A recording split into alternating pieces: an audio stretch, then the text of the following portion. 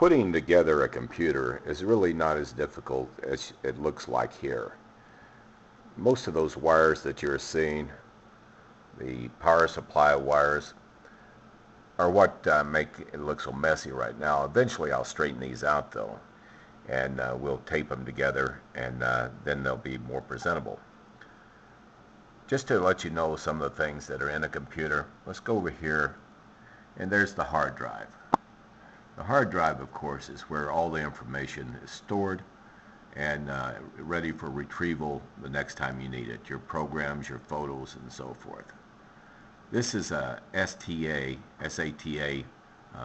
hard drive, and as you can see, the wiring is a little bit different than you would have on an IDE hard drive. This particular drive is 1,000 gigabyte. And let's go on over here and look at the video card. This video card is a HD 4650, a fairly decent card, and most of you really don't need this, but this is more for game players.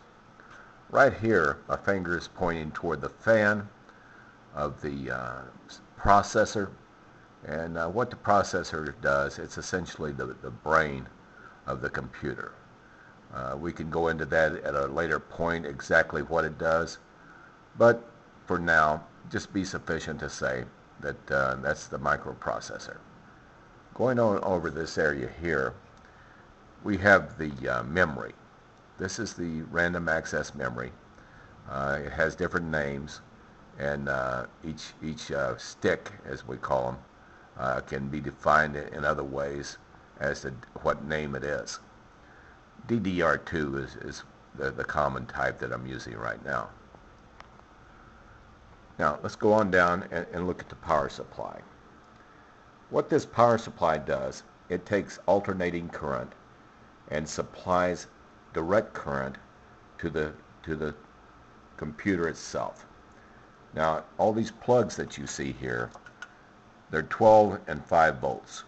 So coming out of this power supply, you'll have 12 volts DC, 5 volts DC, and depending on the computer, you'll have another plug here that will give you the voltage for the microprocessor.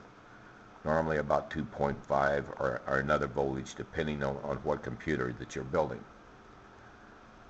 Now, this particular computer board by Gigabyte is a fairly fast computer, and all in all, I think I've got a little over $1,000 worth of parts here.